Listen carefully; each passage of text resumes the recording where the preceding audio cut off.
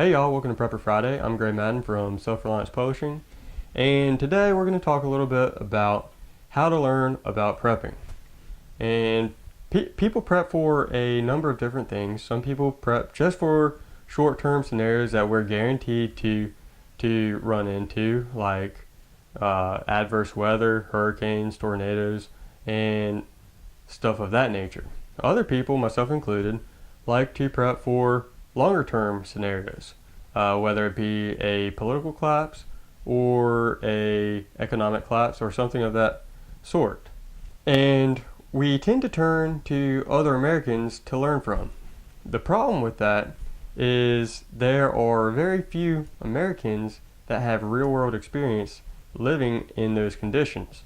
And most of those Americans that do have some real world experience come from a generation that lived through the Great Depression. And they are getting up there in age. Most of them are probably like my grandparents, getting dementia, aren't really part of the prepper movement right now. Other Americans that might have some real world experience with living in a situation where there's an economic collapse or a political collapse might have some specialty experience living abroad in a country that's experiencing a scenario like that. But those people are few and far between. Those Americans are few and far between. So when we turn to fellow Americans to learn about prepping for those scenarios, really it's all about speculation. People like to speculate about what will happen, how it will unfold, what's going to be required, what kind of skills and what sort of resources are best to stock up on, but it's not grounded on real world experience. It's pure T speculation, and to a certain extent, I got to throw myself in that boat. I don't have any real world experience either, but I'm going to try and take a different path with my channel. I try and keep this content grounded as much as I can with my own personal experience.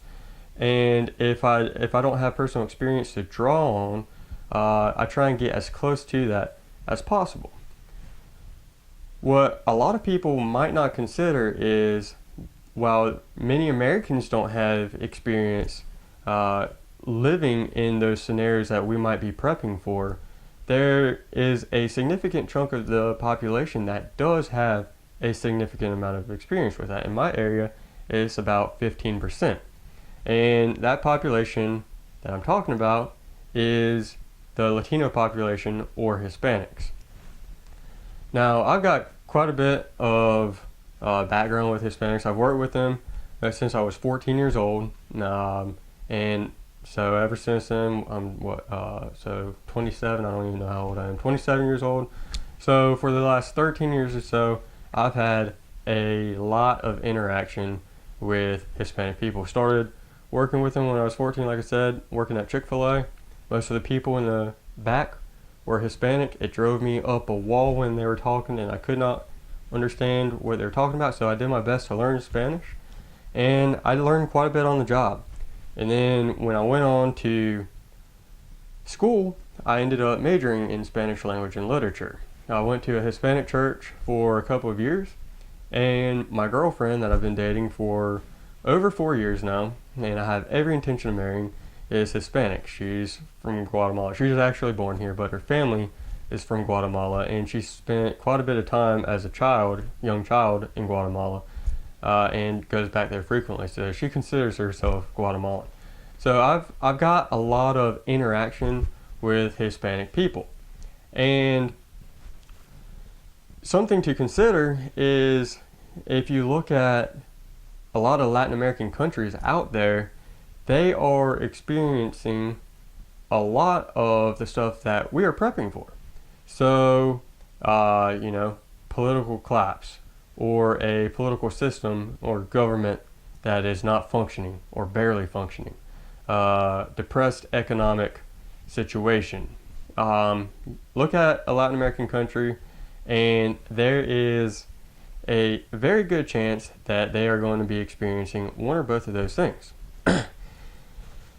So that being said, as a prepper, I think that we have a lot to learn from Hispanic people because they've been there, done that, or there's a very good chance that they have been there and done that. So I'm drawing off of my 13 plus years of interactions with Hispanic people and studying about them in an academic setting, being among them in a personal setting, both at church, interacting with other members of the church, and also now with my girlfriend going on over 4 years, almost 5 years. There's some trends that I have noticed over time, or a few takeaways that I think that we can learn for preppers. And many of those things are stuff that they get hated on, or reasons that people talk down to them. And to a certain extent, from an American perspective and from a tradesman perspective, I can understand sort of that, some of that feeling.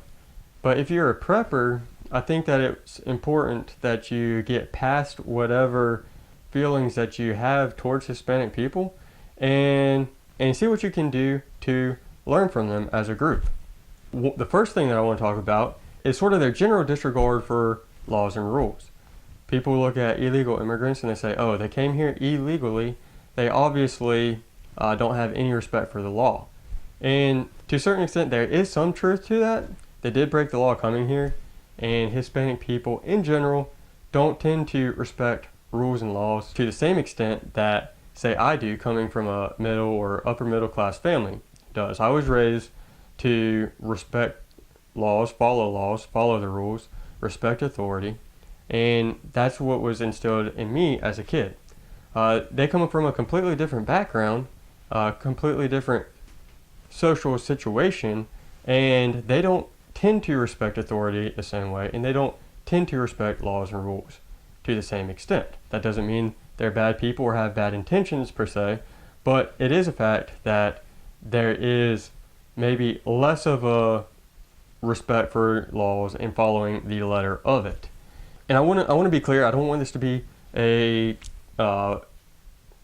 conversation about the politics of whether immigration is good for this country or bad for this country. That's not what this video is about.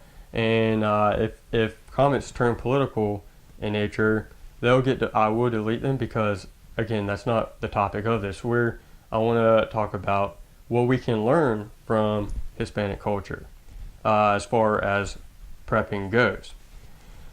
And one of them is that they tend to disregard laws and rules if it is of benefit to themselves individually or to their family.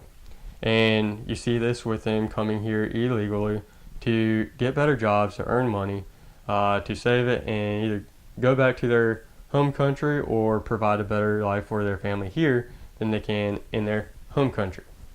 Now, I'm not saying you should lose your respect for rules and laws and start going and breaking laws and being disrespectful in your workplace and not following your boss's directions. But there could be a point in time where there is a collapse, and it's probably not going to be an immediate collapse. It's not going to come just like that. It's going to be a little bit gradual. And rules will probably be put into place that are intended to control us more and more. It could be said that we are no longer allowed to have and possess firearms for our personal defense. We can't communicate using ham radio. The Constitution is no longer respected, and we're forced to quarter soldiers and provide food, give up our food for the benefit of others. Rules could be put on ourselves, and at some point in time, we're going to have to make the hard decision that we need to rebel against that authority. I'm not saying now, I'm not calling for rebellion, I'm not saying you should be rebellious, but you should be prepared to make that hard decision at some point in time. I think a lot of the tendency of Hispanics to not have the same respect for laws and authority comes from the fact that they come from a situation where the government was corrupt and not functioning very well and not very effective. And we could find ourselves in that boat at some point in time. The same point that I want to make is they're very good at improvising and adapting and utilizing the resources that they have available to them both in terms of tools and materials to accomplish a job at hand. And you'll hear American tradesmen trash talking Hispanics all the time over this, saying that they do subpar work simply because they're not using the correct tool, or they're using leftover materials, or what have you. And from a tradesman perspective, I can see how you could fall into that trap. But from a prepper perspective, I think that you should look on that trait of Hispanic people and admire that and look to emulate that to a certain extent. We are blessed in that we have the ability to purchase the proper tool, and we have the ability to purchase the proper materials to complete tasks, but that might not always be the case. So we should practice now improvising, using the tools and the materials that we already have lying around. Learn how to recycle, learn how to save things that no longer function in their current state, but might be able to be used in another project somewhere. Learn how to save some of that stuff and learn how to repurpose it. Learning how to improvise and adapt and overcome is going to be an important skill, and it's something that we can learn from Hispanic people. The third and really final point that I want to make is kind of broke down into two sections. I've already mentioned that many Hispanic people come from situations that we are prepping for. And because of that, a lot of times they live self-reliant lives. My girlfriend, for instance, she's from Guatemala, or her family's from Guatemala, a rural part of Guatemala, and they had a garden, raised chickens for eggs and meat, raised hogs and goats and cows, both for dairy and for meat, and much of the food that they ate, they produced themselves, and any excess that they use, they traded, much like my great-grandparents did. And so they have a lot of them have practical hands-on experience doing homesteading type things. Hispanic people generally tend to have a lot of the same values and interests as what we would consider rednecks or country people here in the United States. And if they could get past the fact that they are a little bit darker in color and speak a different language, there's a lot in common there. And if you can befriend some Hispanic people that come from that background, you can probably learn a lot from them in a practical, hands-on type way. Another thing I want to point out is that even though they're here, a lot of them still practice that to a small extent. If you go to a apartment complex that has a high percentage of Hispanic people in it, there's a good chance you're going to see a garden in the lawn somewhere or out a back stoop. Even though they're no longer in their country, they're no longer out in the country having to provide for the food, they still practice it to a certain extent, to a limited extent, where they're at. And that attitude is something that I think is important as well. And it goes back to a lot of Americans have a all or nothing sort of attitude, and I can fall into that trap myself. So they say, oh, if I can't have the 5 to 10 acres in the country and a garden big enough to support myself 100%, then I'm not even going to try. I'll just read about it and learn about it and dream about it. But they're not doing that. They're actually going out there and they're doing it to at least a limited extent now. They're not making excuses for themselves as to why they're not doing anything. They're doing what they can with what they have. And that is something that we all should be doing as well. So those are sort of my 3 main observations that I've made about Hispanic people, or 3 main takeaways that we can get from observing them, learning from them, and befriending them. I think they're a resource and a wealth of knowledge when it comes to prepping. They've been there, done that. They've lived in scenarios that we're prepping for. So if we make an effort, there's a lot of knowledge to glean from them. I hope you found this video helpful and informative. As always, I appreciate every like, every comment, and every subscribe. Thank you for watching, and we'll see you next time.